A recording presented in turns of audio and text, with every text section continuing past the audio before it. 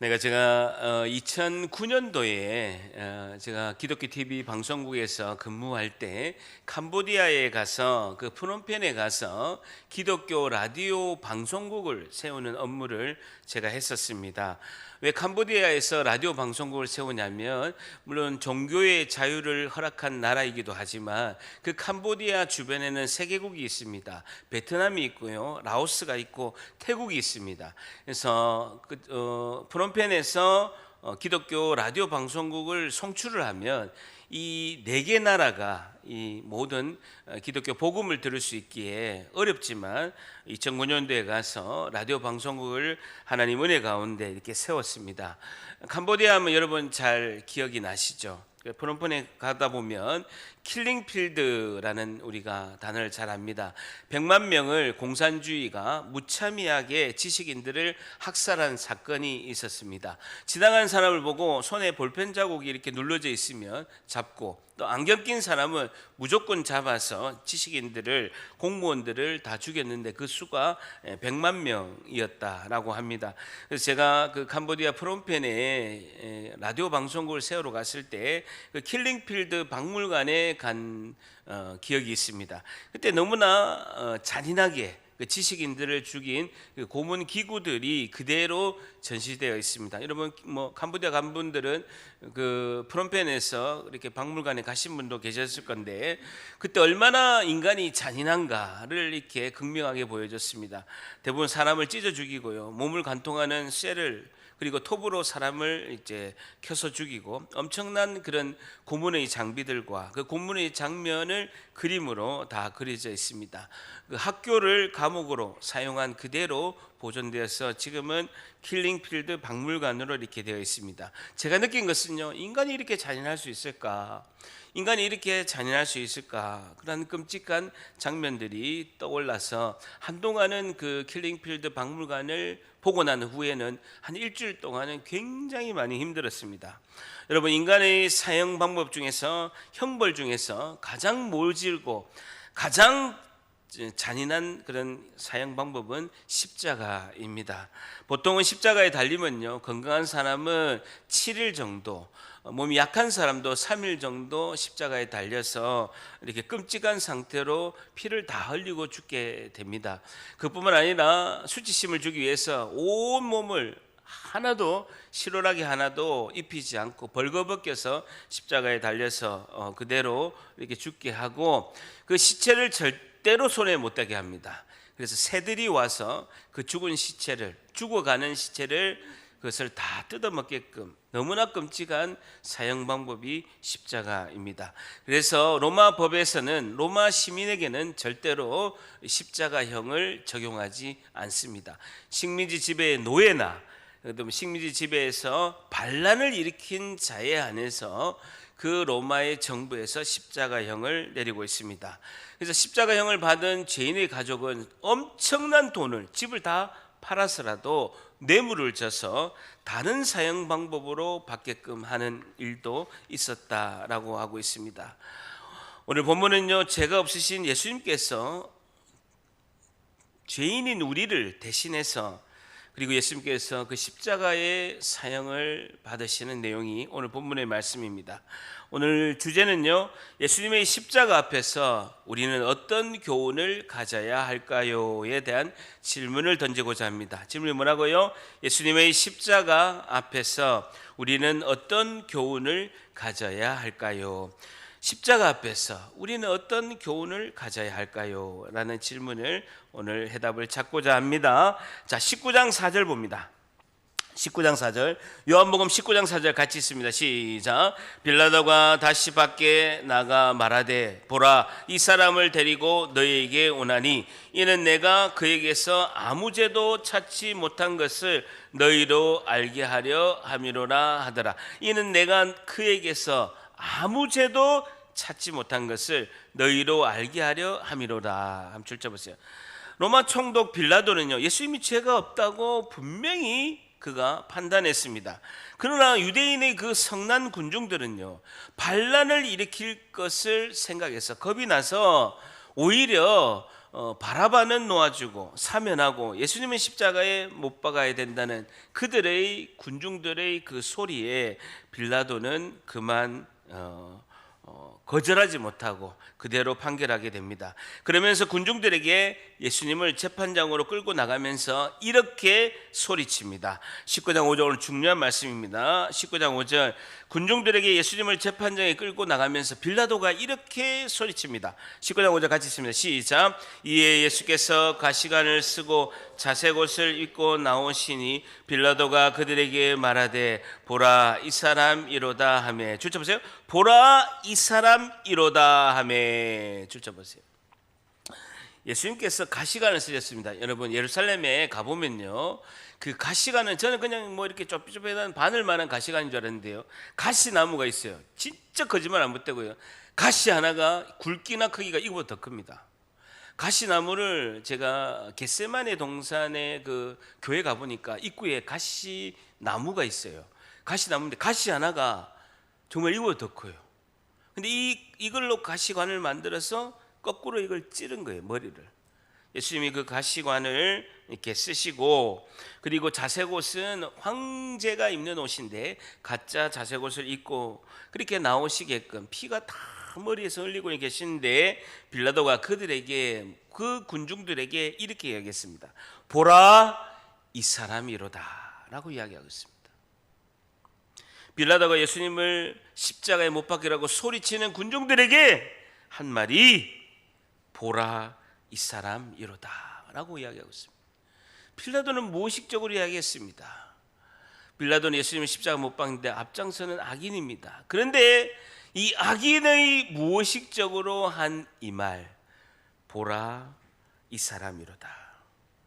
빌라도가 무의식적으로 한 이 말 한마디가 지금까지 영적으로 잠자는 인류에게 외치고 있는 하나님의 외침이라는 것입니다. 저를 따릅니다. 보라 이 사람이로다.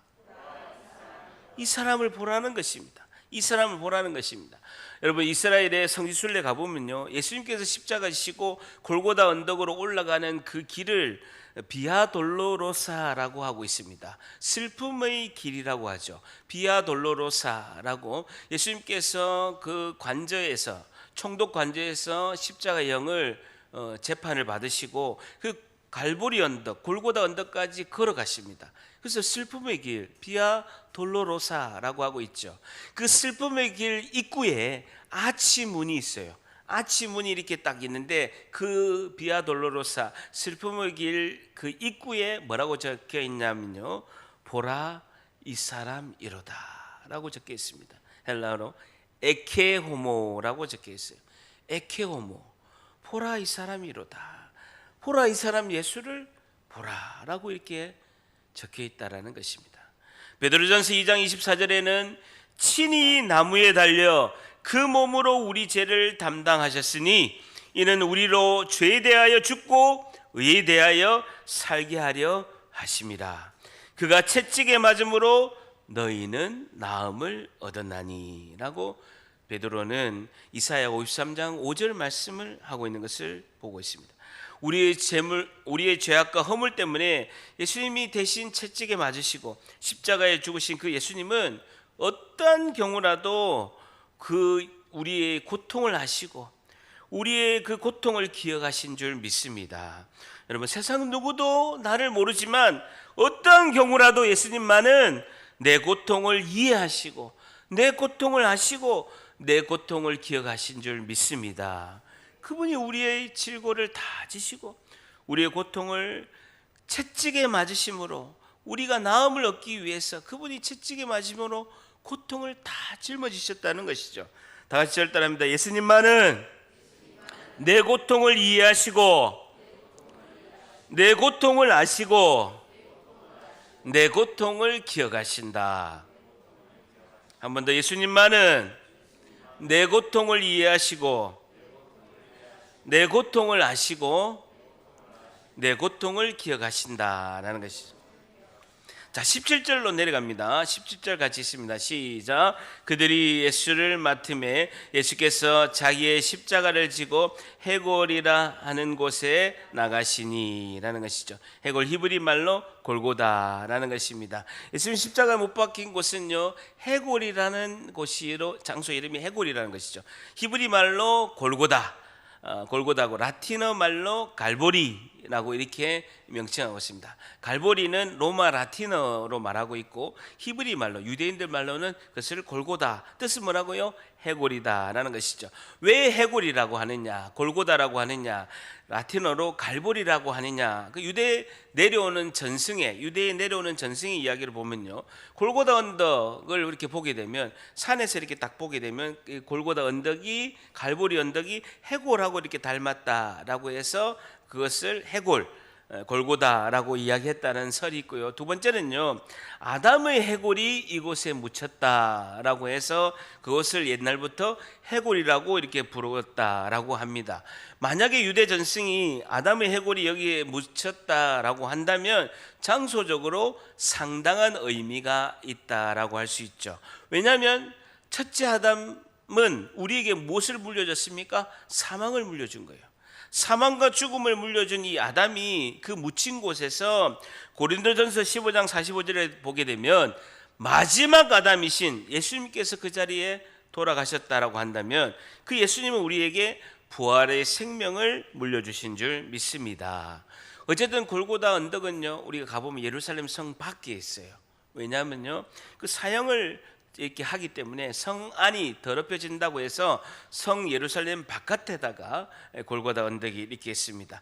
그래서 거기 보면요, 해골들이 많이 있었다. 해골이 많이 있어서 또 골고다 해골이라는 이름으로도 있게 됩니다. 어쨌든 그 시체를 거기서 성 바깥에서 골고다 언덕에서 있는 시체들은 새들이 뜯어먹고 그곳은 고통스러운 곳이다라는 것입니다. 자, 그런데 17절에요. 다시 보세요.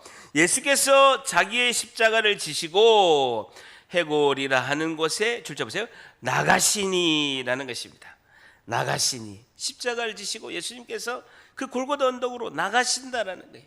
나가신다라는 것입니다.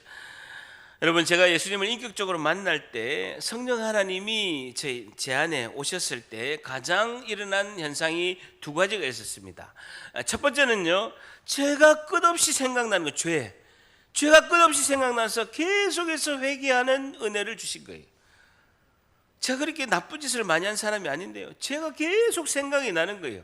예수님을 인격적으로 만나서 성령 하나님이 내 안에 오셨을 때 나타난 첫 번째 현상은요, 회개가 그렇게 되는 거예요. 내 죄가 계속 생각이 나는 거, 작은 것도 제 죄를 깨닫게 하시는 거예요. 두 번째는요, 예수님이 나를 위해서 십자가에 죽으신 것이 믿어진다라는 거예요. 2000년 전에 예수님께서 그 십자가에 죽으신 그 예수님의 사건이 나를 위하여 내 죄를 대신하여 십자가에 죽으신 것이 믿어졌다는 거예요. 예수님을 인격적으로 만나지 않을 때는요, 믿어지지가 않았어요. 그냥 내가 평소 때는 직장 다니고 그냥 내 일을 하고 그냥 크리스찬이라고 성도라고 하니까 그냥 주일에 예배 드리는 거, 그냥 그게 전부였어요. 예수님이 십자가에 죽으셨구나, 그 예수님을 믿으면 구원을 얻지. 근데 그게요, 실제로 제 삶에 와닿지가 않았어요. 근데 예수님을 인격적으로 만나고 성령 하나님이 내 안에 오시니까 그게 내 사건으로 믿어지는 거예요. 그렇게 회개가 되는 거예요. 예수님 사건이 내 사건이 되는 거예요. 여러분, 예수님이 십자가에 나를 위해서 죽으셨다, 그것은 무엇을 의미하고 있습니까?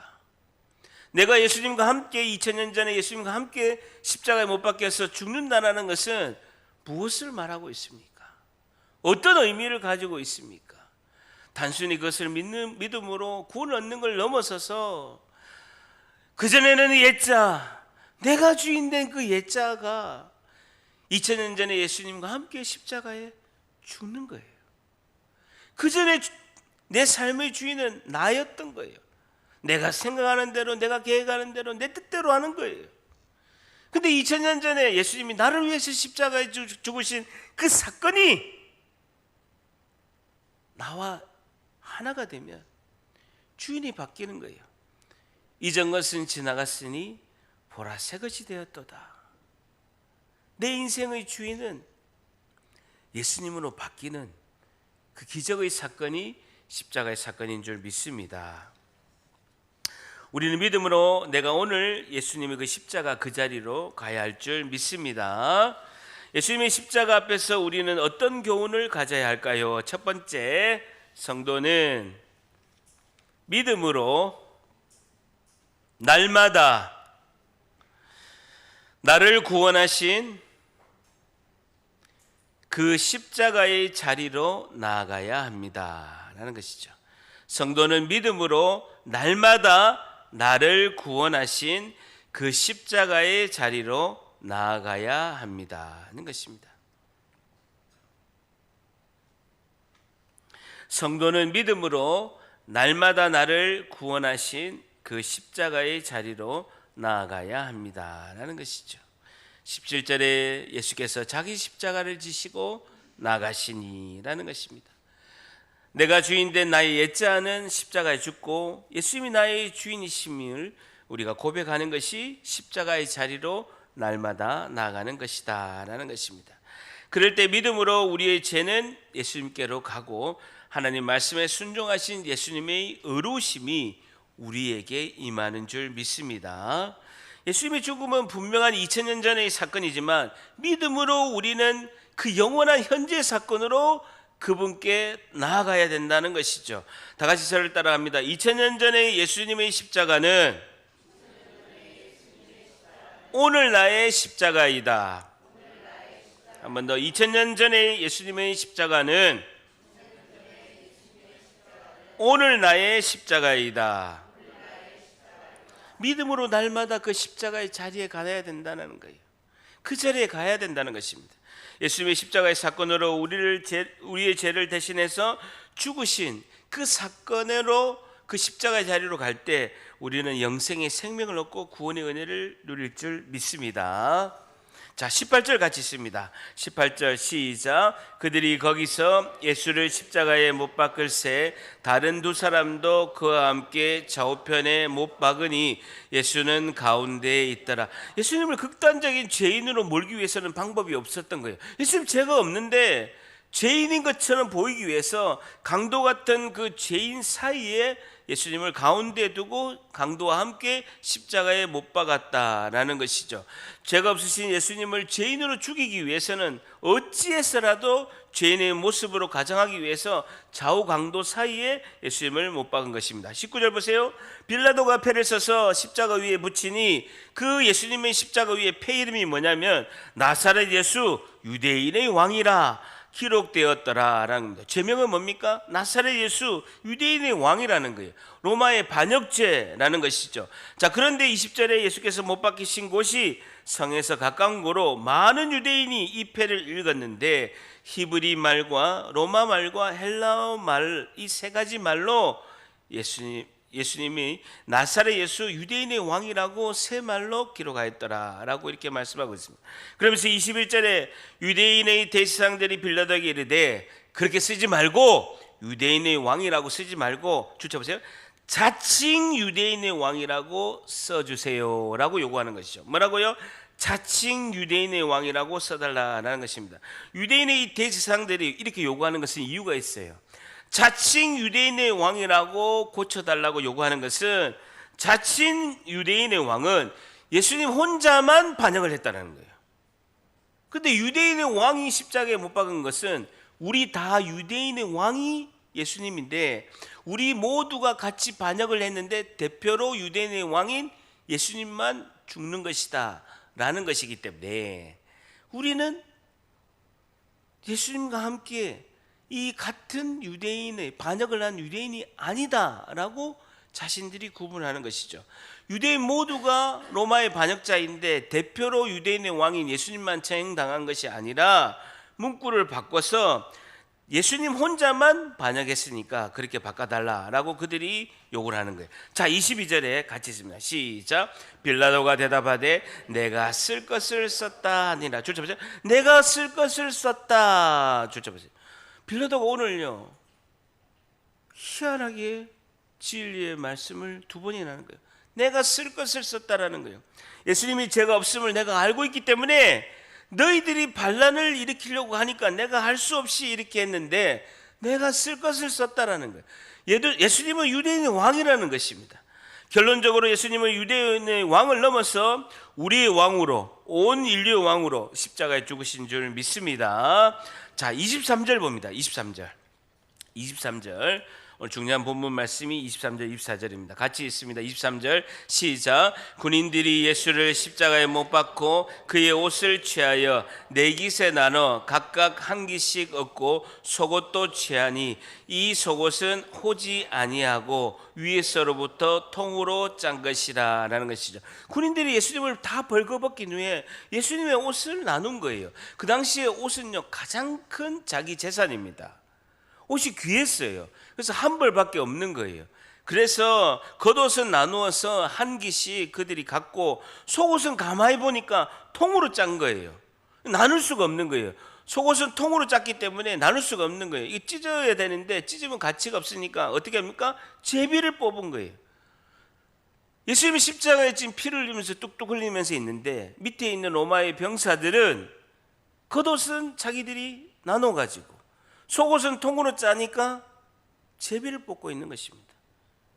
사다리 타서 누가 가질까? 사다리 타고 있다라는 거예요.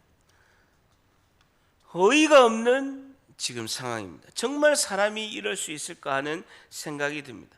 십자가형을 받는 사람은 벌거벗김을 받아서 수치를 당하고 그 수치를 당하는 고통과 더불어서 십자가에 그 찢기는 고통, 그 수치감과 육체의 고통이 극에 지금 달하는 몇 겹의 고통을 당하고 있는 이때 그 십자가의 그 고통과 수치의 부끄러움이 고통의 최고의 극치에 있을 때 로마의 병사들은 뭐라고 했습니까? 예수님의 옷을 가지고 제비를 뽑고 있는 거예요. 24절에 군인들이 서로 말하되 이것을 찢지 말고 속옷은 통으로 짠 것이니까 찢지 말고 누가 얻나 제비 뽑자 하니 줄자 보세요. 이는 성경에 그들이 내 옷을 나누고 내 옷을 제비 뽑나이다 한 것을 그 말씀을 응하게 하려 함이라. 군인들은 이런 일을 하고 라는 것입니다. 그 말씀이 시편 22편 18절입니다. 저희가 내 옷을 나누고 내 옷을 제비 뽑나이다 한 것을 응하게 하려 합니다 라는 것이죠. 시편 22편 18절을 인용해서 저희가 내 옷을 나누고 내 옷을 제비 뽑나이다 한 것을 응하게 함이러라 라는 그 말씀이 이루어지고 있는 지금 사실이라는 것이죠. 우리에게 어떤 사건이든지 그것은 성경의 해답이 있습니다. 성경에 기록된 대로 예수님의 십자가의 사건은 그대로 지금 이루어지고 있는 거예요. 시편 22편 18절 말씀 그대로 이들이 제비를 뽑고 있는 거예요. 인간이 아무리 날뛰고 인간이 아무리 뛰어도 성경에서 단 한 자도 벗어나지 못한 것이 우리의 연약함이라는 것입니다. KTX가 선로 위만 다니듯이 하나님도 예수님도 성경 말씀 그대로 그 레일 위에만 하나님도 예수님도 다니고 계시다라는 것이죠. 하나님이 하신 그 말씀 그대로 반드시 역사하신 줄 믿습니다. 그래서 우리가 말씀을 붙들고 말씀 기도하면 주님이 그것을 가장 잘 들어주신다라는 것입니다. 성경 말씀 그대로 그대로 주님께서 이루어지기 때문에 말씀을 붙들고 기도하면 주님이 가장 응답을 잘해 주신다라는 것입니다. 여러분 오늘 중요한 교훈이 있는데요. 잘 생각해 보세요. 예수님이 십자가에 지금 지시고 십자가에서 매달리실 때 지금 피를 뚝뚝 흘리면서 그 고통의 그런 육체적인 고통과 벌거벗김을 당하는 그 수치스러움의 고통을 지금 당하고 있습니다. 이 로마의 병사가 4명이 한조가 돼서 예수님의 이 골고다 언덕까지 따라가면서 예수님의 사형을 집행하고 있습니다. 그 로마의 병사 이 4명은요 본디오 빌라도가 죄가 없다라는 이야기를 다 들었습니다. 재판의 과정을 다 들었다라는 것이죠. 그 로마의 병사 4명 외에도 많은 사람들이 예수님의 그 십자가의 그 자리에 가 있습니다. 근데요 아주 소수의 몇 명은요 예수님께서 십자가에 지신 그 모습을 보고 애통하며 가슴 아파하는 사람이 소수 몇 명이 있었습니다. 그런데 로마의 병사 4명을 포함해서 수많은 사람들은요, 예수님의 재판을 지켜봤습니다. 예수님이 죄가 없다라는 이야기도 다 들었습니다. 그런데 예수님 십자가에 피가 뚝뚝 떨어지는 이 순간에 예수님의 옷을 차지하기 위해서 이것은 내 것, 저것은 내 것 제비 뽑고 있다라는 거예요. 우리가 교회에 와도 예수님을 믿는다 하면서 예수님을 위해서, 예수님이 내 죄를 위해서 십자가에 죽으신 것을 믿는다고 하면서도 여전히 세상에서 조금 더 제비를 뽑아서라도 더 가지겠다라고 있는 것에 매이지 않으십니까? 나를 위해서 극한 고통을 당하시고 사형을 당하신, 십자가의 사형을 당하신 예수님께 대한 우리의 가장 큰 죄는 뭔지 아십니까? 무관심입니다. 예수님의 십자가에 대한 그 무관심, 이게 가장 큰 죄라는 것입니다. 다 같이 절 따라합니다. 무관심은 구원을 빼앗아가는 가장 큰 죄이다. 로마의 병사들이 무관심하잖아요. 예수님이 십자가에 못 박히는 죄가 없다는 걸 다 알고 있어요. 무리들도 알고 있고 군중들도 알고 있고 빌라도도 알고 있고 그 이야기를 들은 로마의 병사들도 다 알고 있습니다. 근데 죄 없는 예수님이 십자가에 못 박혀서 지금 고통스러우면서 피를 다 흘리시는데 아무 관심이 없는 거예요. 그 옷 좀 더 가지고 오자, 제비 뽑고 그 옷에만 관심이 있는 거예요. 예수님을 믿어서 이렇게 예배드리는 우리도 날마다 예수님의 그 십자가에 관심보다는 세상에서 조금 더 차지하고자, 좀 더 가지고자, 좀 더 취하고자, 그게 관심이 많다라는 거예요. 십자가에 무관심한 거예요. 십자가에 무관심하다고요. 십자가에 동참하지 않고 무관심하다는 것입니다. 무관심은 무지에서 나오게 되고요, 예수님에 대해서 무지하면, 예수님을 알지 못하면 우리가 천국에 간다고 장담할 수 없다는 것입니다. 무관심이 가장 큰 죄라는 것입니다. 예수님에 대한 그 십자가에 대한 무관심이 가장 큰 죄라는 것입니다. 지난 주일에 우리 교회에서, 어찌 보면 우리 교회에서 많은 성도분들이 계시지만 우리 교회에서 상황이 가장 어려운 집사님께서 초등부 여름 캠프를 위해서 헌금을 하셨습니다. 제가 집사님의 상황을 너무 잘 아는지라 점심 식사 때 집사님에게 집사님 형편이 어려우신데 어떻게 헌금을 하셨습니까? 라고 말씀을 드렸습니다. 집사님께서, 제가 너무 그 집사님을 잘 알죠. 감동을 주셔서 하나님께서 통장에 있는 잔고를 전부 다 하나님께 헌금했다라고 말씀하셨습니다. 많이 울었어요. 얼마나 감동이 되는지 마음으로 많이 울었습니다. 마음이 굉장히 감동이 되고 하나님께 그분을 위해서 많이 기도했습니다. 여러분, 예수님의 십자가의 사건에 참여하는 것은 이것입니다. 거룩하고 큰 것이 아닙니다. 교회 모든 선한 사역에 관심을 가지고 동참하는 것이 예수님의 십자가에 참여하는 것입니다. 누군가는 헌금을 하겠지, 누군가는 열심히 사역하겠지, 나는 초신자니까 예배에 참석하는 것만 이것만 해도 대단한 것인데 누군가는 하겠지, 누군가는 사역을 하겠지라고 생각하면 안 된다라는 거예요. 그게 무관심이에요. 무관심이라는 것입니다. 저를 따라합니다. 누군가 하겠지 하는 일은, 저를 따라합니다. 누군가 하겠지 하는 일은 목사님과 사모님이 한다. 목사님과 사모님이 하는 거예요. 여러분, 누군가 하겠지 하는 일은요, 목사님과 사모님이 하는 거예요. 아니면 셀리더가 하는 거예요. 여러분, 저는 괜찮습니다. 그 누군가 하겠지 하는 일을 해서 복을 많이 받았어요. 아니, 목사가 복을 많아서 목사만 복을 많이 받아야 되겠습니까? 여러분이 복을 많이 받아야죠.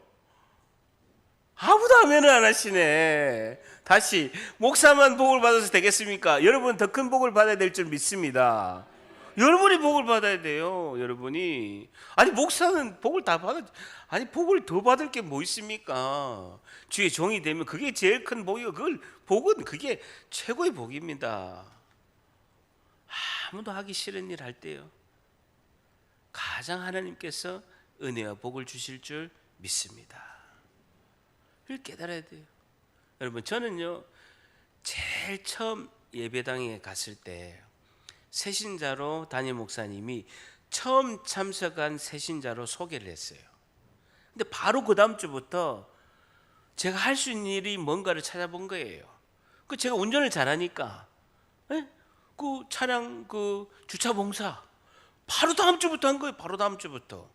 그리고 제가 성경을 잘 모르고 교회를 잘 모르니까 바로 그 다음 주부터 초등부 교사 한 거예요.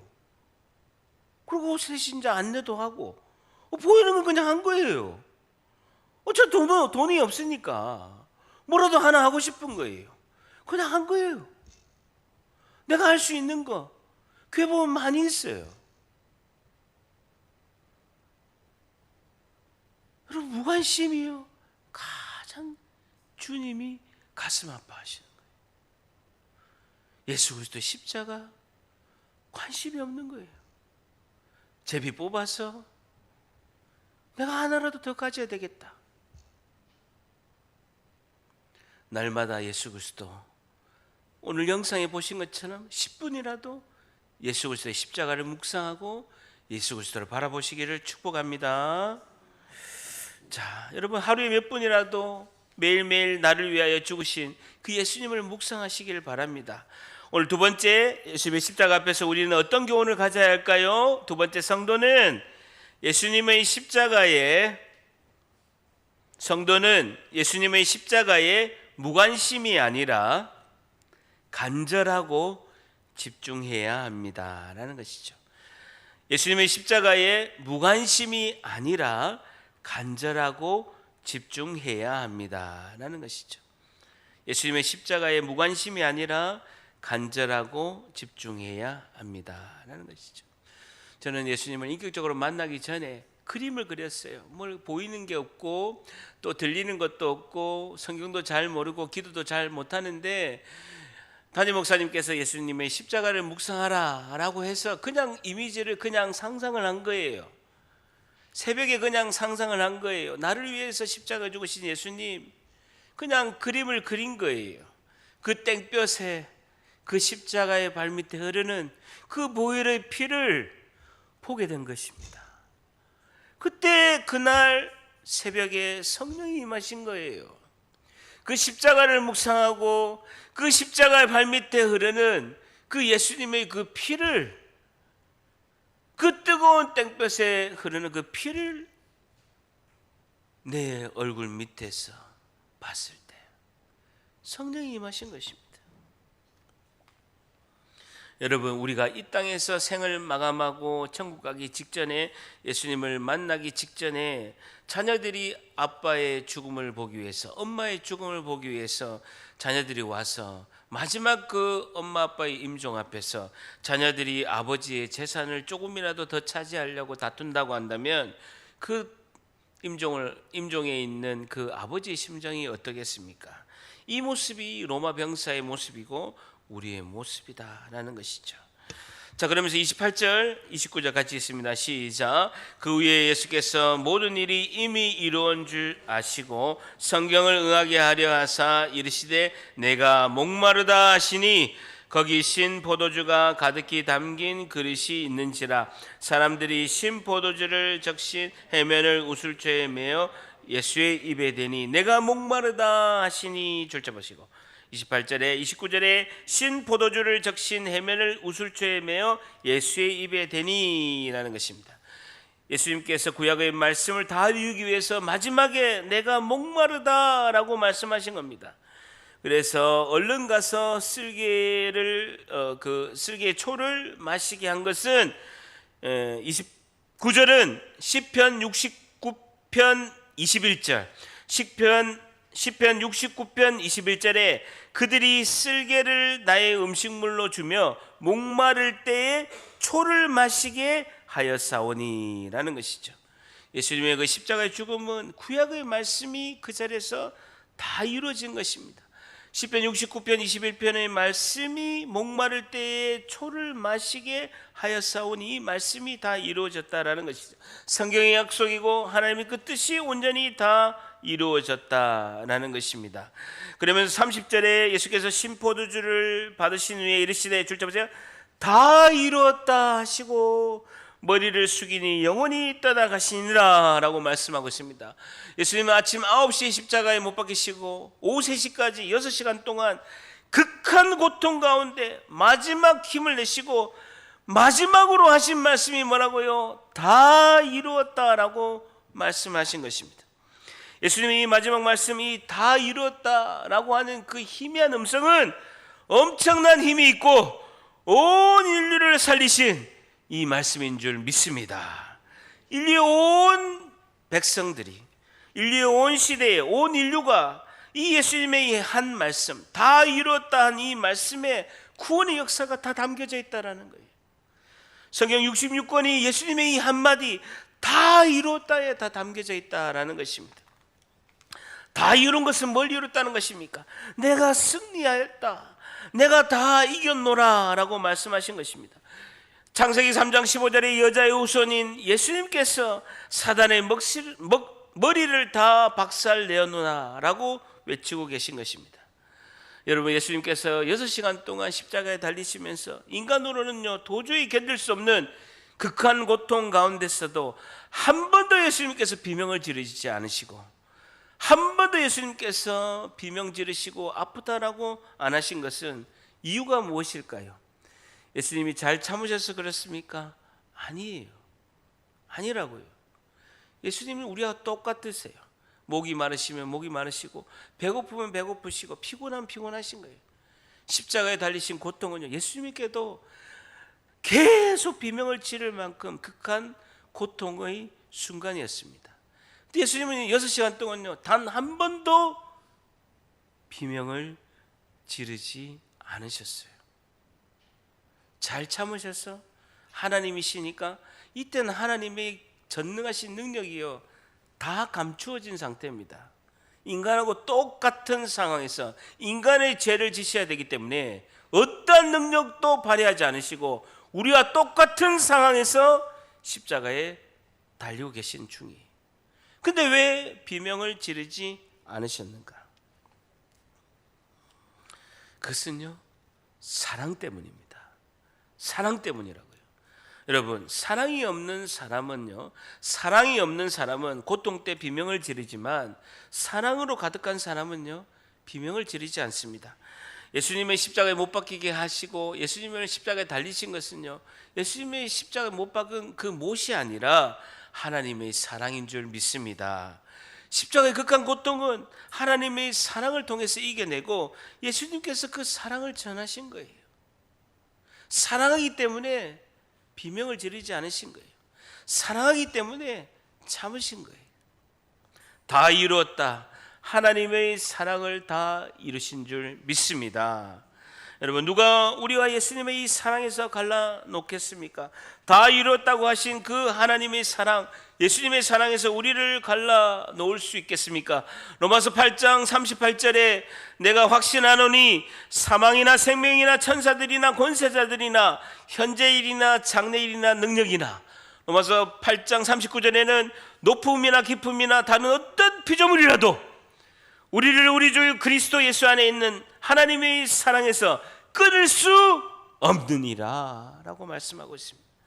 하나님의 사랑을 다 이루었다, 날마다 다 이루었다, 이 음성을 듣고 우리는 하루하루 힘차게 승리하는 여러분들이 되시기를 간절히 축복합니다. 예수님의 십자가를 날마다 생각하셔야 되는 것입니다. 오늘 마지막 세 번째, 예수님의 십자가 앞에서 우리는 어떤 교훈을 가져야 할까요? 성도는 마지막 세 번째, 매일 나를 대신하여 십자가에 죽으신, 성도는 매일 나를 대신하여 십자가에 죽으신 예수님을 묵상해야 합니다. 성도는 매일 나를 대신하여 십자가에 죽으신 예수님을 묵상해야 합니다 하는 것이죠. 매일 나를 대신하여 십자가에 죽으신 예수님을 묵상해야 합니다. 이번 한 주만이라도 여러분 하루에 10분 이상 예수님을 묵상해서 셀그룹 그 단체 카톡에 오늘 매일매일 내가 10분 이상 예수님의 십자가를 묵상했습니다 라고 나누세요. 그것이 이번 한 주를 넘어서 이번 한 달, 올해 일생의 우리의 간절한 주님을 향한 사랑의 표현인 줄 믿습니다. 여러분, 날마다 십자가를 묵상하시길 바랍니다. 예수님은 오늘도 우리를 위해서 십자가를 지셨습니다. 그러면서 예수님께서 우리에게 이렇게 물으십니다. 나는 너를 위하여 목숨을 버렸건만 너는 나를 위하여 무엇을 주느냐? 한 번 더요. 나는 너를 위하여 목숨을 버렸건만 너는 나를 위하여 무엇을 주느냐?